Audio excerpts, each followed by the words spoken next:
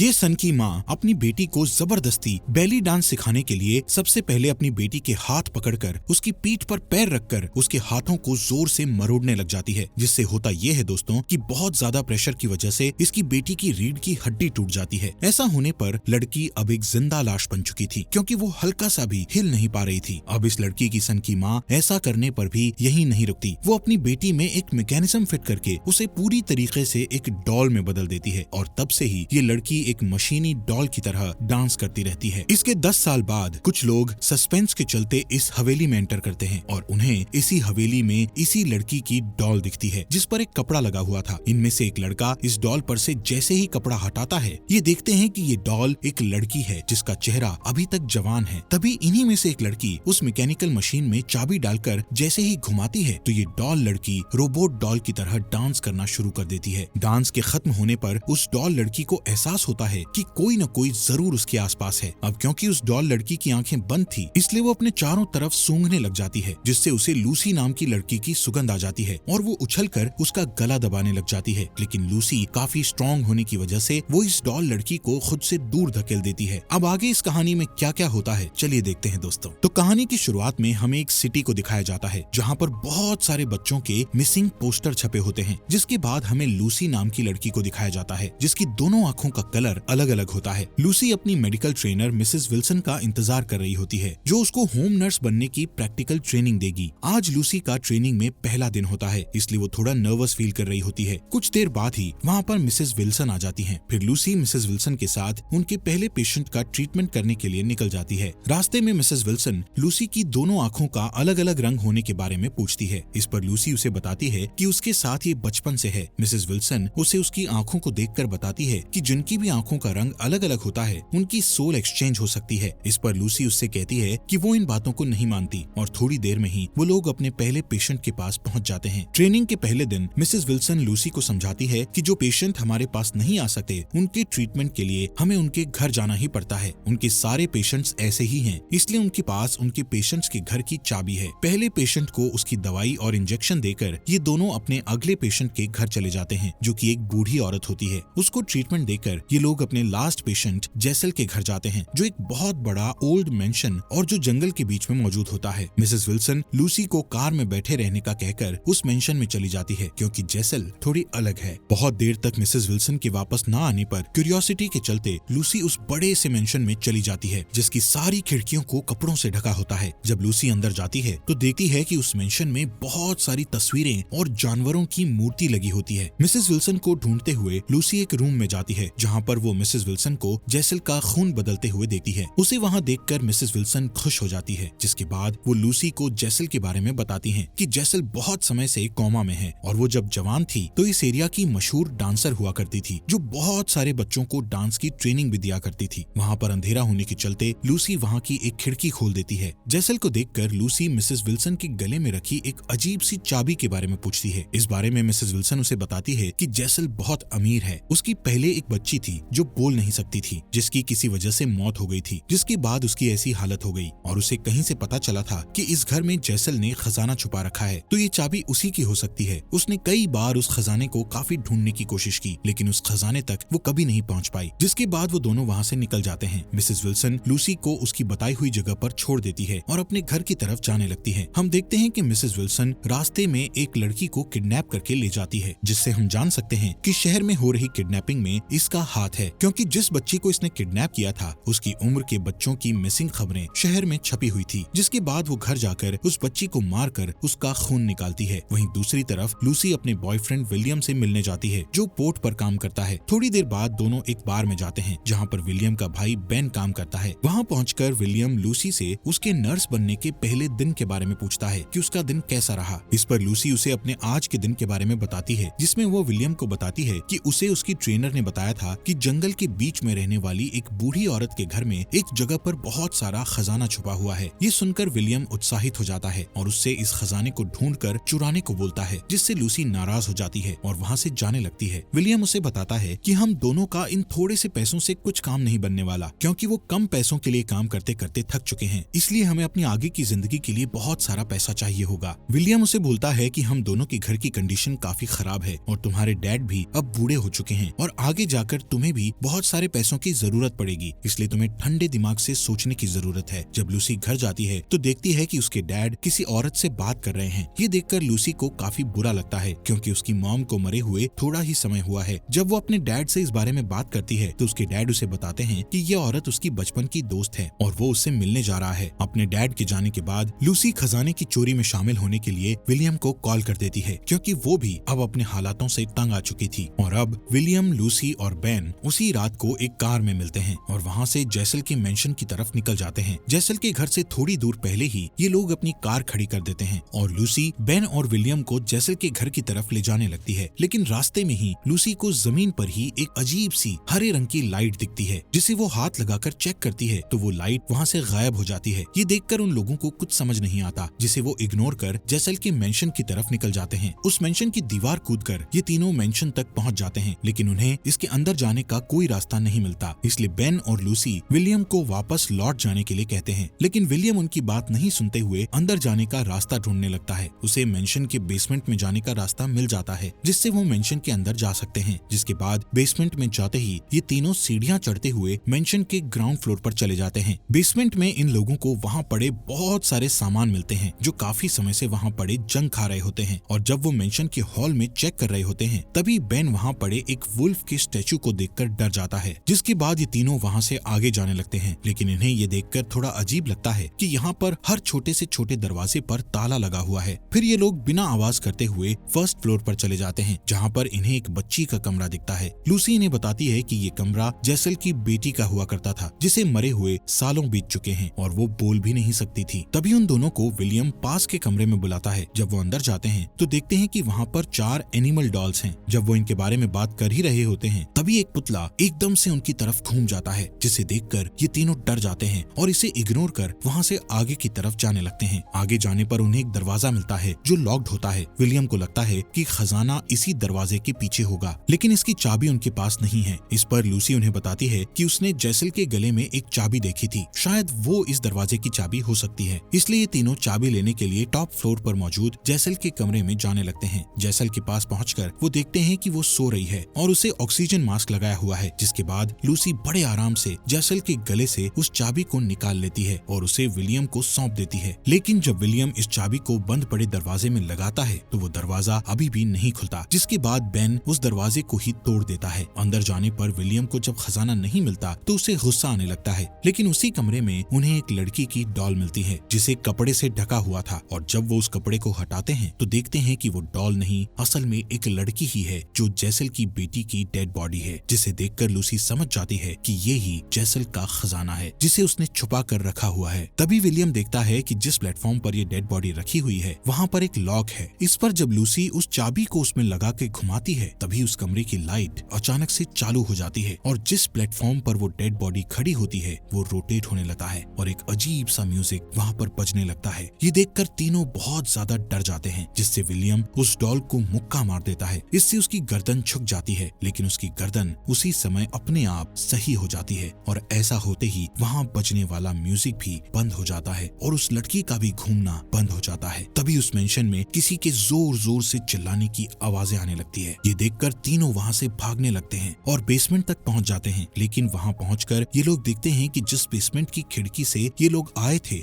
उस खिड़की में अब लोहे की जाली लगी होती है जो उनके आने पर नहीं थी और अब उनके यहाँ से बाहर जाने का कोई भी रास्ता नहीं होता, क्योंकि यहाँ के सारे गेट और खिड़कियाँ पहले से ही लॉक्ड थे, जिनकी चाबी मिसेस विल्सन के पास है। तभी लूसी को ख्याल आता है कि वो सुबह जब मिसेस विल्सन के साथ यहाँ पर आई थी तो उसने जैसल के कमरे की एक खिड़की खोली थी जिसे किसी ने बंद नहीं किया था और वो खिड़की ही उनके यहाँ से बाहर निकलने का रास्ता है। क्योंकि लूसी के मुताबिक जैसल कोमा में है, जिससे उसका उस पर ध्यान नहीं जाएगा, इसलिए ये लोग जैसल के कमरे में पहुंच जाते हैं। लेकिन वो ये देखकर शॉक हो जाते हैं कि जैसल अपने बेड पर नहीं थी और उसके बेड पर खून ही खून पड़ा हुआ था। लेकिन विलियम और लूसी उस खिड़की की तरफ जाते हैं जिसे लूसी ने खोला था, लेकिन अब तो उस पर भी किसी ने लॉक लगा दिया था, इसलिए वो उसके ताले को तोड़ने लगते हैं। वहीं दूसरी तरफ बेन जैसल के ही कमरे में लगे मिरर को देखने लगता है और जब वो उस मिरर को गौर से देख रहा होता है तो वो अपने पीछे जैसल को पाता है। विलियम खिड़की के ताले को तोड़ देता है और जब वो बेन को बुलाता है तो वो नहीं आता। जब वो उसे देखने जाते हैं तो बेन वहाँ पर नहीं होता, इसलिए वो उसे ढूंढने लगते हैं। वहीं अब बेन खुद को एक कमरे में पाता है जहाँ पर बहुत सारे ऑपरेशन इक्विपमेंट रखे होते हैं। जब वो वहाँ वहाँ से बाहर जाने का दरवाजा ढूंढता है तो घबरा जाता है क्योंकि उस कमरे में कोई भी गेट नहीं होता। और फिर उसे छोटी बच्ची के खेलने की आवाज आती है जिससे वो और ज्यादा परेशान हो जाता है। और तभी वहाँ पर 3 लड़कियां डांस करते हुए आती हैं जो बेन के गले में चाकू मारकर उसे मार डालती हैं, जिसे देखकर हम ये अंदाजा लगा सकते हैं कि ये वही लड़कियां होंगी जिन्हें जेसल डांस सिखाया करती थी। उधर विलियम और लूसी बेन को पूरे मेंशन में ढूंढ रहे होते हैं। लूसी को एक नोट मिलता है जिसे पढ़कर उसे मालूम पड़ जाता है कि जेसल की बेटी का नाम एना है। और जब वो बेन को ढूंढते हुए कमरे में जाती है जहाँ पर बहुत सारी डॉल्स एक डाइनिंग टेबल पर बैठी होती हैं, लूसी वहाँ पर जैसे ही जाती है वैसे ही वहाँ मौजूद डॉल्स का फेस बड़ी तेजी से लूसी की तरफ हो जाता है और वहीं एक कुर्सी पर जेसल भी बैठी होती है जो लूसी को कंट्रोल कर अपने सामने बैठाकर उसके दोनों हाथों को पकड़ लेती है। और फिर जेसल उसे अपनी पास्ट लाइफ दिखाती है जहाँ पर जेसल अपने मेंशन में कुछ लड़कियों को डांस सिखा रही होती है, जिसमें से एक लड़की को जेसल डांस सही से न कर पाने के कारण भगा देती है। फिर वो लड़की जब अपने कपड़े बदल रही होती है तभी एना उसे कहीं ले जाने लगती है। थोड़ी देर बाद जेसल को उसी लड़की की जोरदार चीख सुनाई देती है, इसलिए वो अपनी बाकी की छात्राओं को घर जाने का बोलकर एना के पास जाती है जहाँ पर एना उस लड़की को मार के उसका खून पी रही होती है। ये देखकर जेसल उसे डांटती है कि जिसे हम नहीं जानते हम सिर्फ उसका ही खून पीते हैं। अपनी माँ से नाराज होकर एना वहाँ से मेंशन के बाहर सनलाइट में जाकर अपने आप ही लेविटेट होने लगती है जिससे उसकी त्वचा जलने लगती है और उसे ऐसा करते जेसल भी देख रही होती है। जेसल एना को गलती करने पर ये सजा दे रही है क्योंकि वो सिर्फ अनजाने लोगों का ही खून पी सकते हैं, जिससे हम ये समझ सकते हैं कि जेसल और एना वेम्पायर हैं और जिन 3 लड़कियों ने बेन को मारा था ये जेसल की ही छात्राएं हैं जिनका एना ने खून कर पिया था। ये लोग शहर से दूर जंगलों में छिप कर रहते हैं जो लोगों के लिए इंसान हैं लेकिन असल में वो हैवान हैं। इसके बाद लूसी प्रेजेंट में आ जाती है लेकिन अब उसके सामने जेसल नहीं होती। वहीं दूसरी तरफ जब विलियम यहाँ से बाहर निकलने के लिए एक ताला तोड़ रहा होता है तभी उसके सामने मुंह पर एक कपड़ा ढका हुआ बेन आता है जो पूरा खून से लथपथ है। जब विलियम उस पर से कपड़ा हटाता है तभी बेन उस पर हमला कर देता है और फिर उन दोनों में घमासान लड़ाई चलने लगती है। उनके लड़ने की आवाज लूसी भी सुन लेती है लेकिन वो कुछ नहीं कर सकती थी क्योंकि जिस कमरे में वो मौजूद है उसका गेट लॉक था। अपनी जान बचाने के लिए विलियम अपने भाई बेन को जो पहले ही मरा हुआ था उसे एक पास में ही पड़ी कैंची से उसके गले पर वार कर उसे मार डालता है और खुद को बचा लेता है। तभी वहाँ पर जेसल आकर उस पर हमला कर और उसका खून पीकर विलियम को मार डालती है, जिसके बाद लूसी वहाँ से भागते हुए एना तक पहुँच जाती है जिसकी नाक से खून बह रहा होता है, जिससे हमें पता चलता है कि एना अभी भी जिंदा है। और जब लूसी उस खून को साफ करती है तो एना उसे आगे की कहानी बताती है जिसमें जेसल एना को सनलाइट से लाने के बाद जबरदस्ती डांस की प्रैक्टिस करवाने लगती है। दरअसल एना इस मेंशन से और अपनी माँ से भागकर बहुत दूर जाना चाहती है क्योंकि जेसल उसे हमेशा अपने पास इसी मेंशन में रखना चाहती है, लेकिन एना को बाहर की दुनिया देखनी है। और डांस करते हुए जब जेसल एना को स्ट्रेचिंग करवा रही होती है तो उसमें एना की बैकबोन टूट जाती है जिससे एना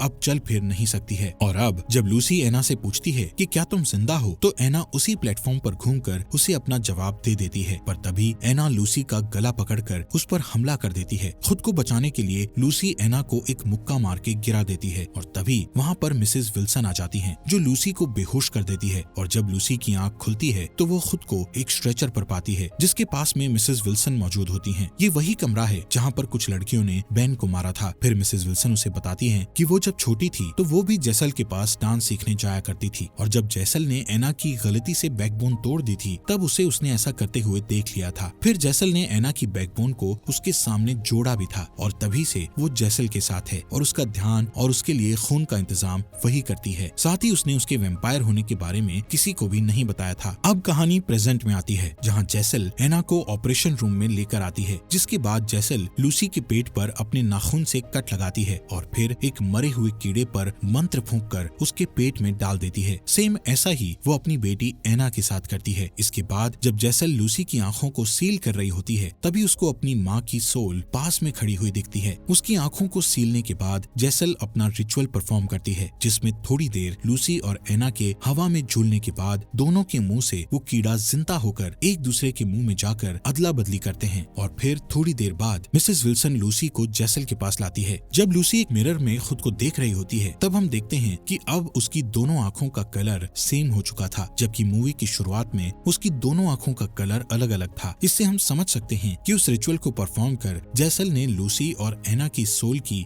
अदला बदली कर दी थी। मतलब कि अब लूसी की बॉडी में एना की सोल रहेगी और एना की बॉडी में लूसी की। ये सब जेसल ने अपनी बेटी एना के लिए किया होता है ताकि वो उसके साथ फिर से डांस करे और हमेशा उसके साथ रहे। इसलिए जेसल एना को फिर से उसके सामने डांस करने को बोलती है, लेकिन एना को अब कोई डांस नहीं करना था, जिससे वो गुस्सा हो जाती है। और जब मिसेस विल्सन जेसल के इशारे पर एना को जबरदस्ती डांस करने का इशारा करती है तो एना उसकी जेब से ही सिजर्स निकालकर उसके गले में घोंपकर उसे मार डालती है और फिर एना अपनी माँ यानी जेसल को भी उसके गले में घोंपकर उसे मार डालती है। और अब एना अपनी पहले वाली बॉडी जिसमें जेसल ने लूसी की सोल डाली थी उसे देखने जाती है। वहाँ जाकर वो उसकी आंखों की सील को खोलती है और उसे अपना खून पिलाकर होश में लाती है। फिर लूसी अपने आप को एना की बॉडी में देखने लगती है और जब वहाँ से दोनों लोग जाने लगते हैं तो उन दोनों पर जेसल फिर से हमला कर देती है। मतलब वो अभी तक मरी नहीं थी, जिसके बाद एना उसे टॉप फ्लोर से ग्राउंड फ्लोर पर फेंक देती है, लेकिन वो अभी भी नहीं मरी होती। इसलिए एना और लूसी जेसल के मुंह को एक साइड से पकड़कर उसका जबड़ा फाड़ देते हैं, जिससे जेसल अब परमानेंटली एक गहरी नींद में सो जाती है जो उन्हें अब कभी परेशान नहीं करेगी। जब दोनों उसे मारकर मेंशन के बाहर आते हैं तो देखते हैं कि उनके सामने एक अजीब सी लाइट आती है। ये वही लाइट है जिसे हमने मूवी के बीच में देखा था। जिसके बाद उसे अपने हाथ में लेकर लूसी उसे देखकर मुस्कुराती है। उस रात वो दोनों साथ में सो जाती हैं और अगली सुबह दोनों लड़कियां समुद्र किनारे एक पहाड़ की चट्टान पर चली जाती हैं। फिर जब लूसी पर सनलाइट पड़ती है तो वो उड़ने लगती है और उड़ते हुए उसकी बॉडी की स्किन जलने लगती है और कुछ ही देर में वो गायब हो जाती है, जिसे एना मुस्कुराते हुए देख रही थी। ऐसा इसलिए क्योंकि लूसी को भी अब इस दुनिया में नहीं रहना था और एना को ये दुनिया देखनी थी। इसलिए दोनों की जब सोल बदली तो उससे लूसी को मुक्ति मिल गई और एना को उसका सपना। और इसी हैप्पी एंडिंग के साथ ये फिल्म यहीं पर खत्म हो जाती है। मूवी काफी सस्पेंस से भरी हुई थी। इस मूवी में लूसी अपने हालातों से तंग आकर विलियम के साथ खजाना पाने निकल जाती है, जो लूसी के लिए मुक्ति का खजाना था और विलियम और उसके भाई बेन के लिए मौत का। जेसल ने अपनी बेटी को डांस कराने के लिए उसकी बॉडी चेंज की, लेकिन एना को तो फ्रीडम चाहिए थी, इसलिए उसे फ्रीडम के लिए अपनी मॉम को मारना पड़ा, जो उस पर काफी जुल्म करती थी। और जब एना, जिसे इस दुनिया को देखना है, वो अब इसकी सैर करने निकल चुकी होती है और इसी के साथ ये मूवी यहीं पर खत्म हो जाती है। दोस्तों, हमारे फॉक्स एक्सप्लेनर हिंदी चैनल को सब्सक्राइब करने के लिए आपका दिल से शुक्रिया।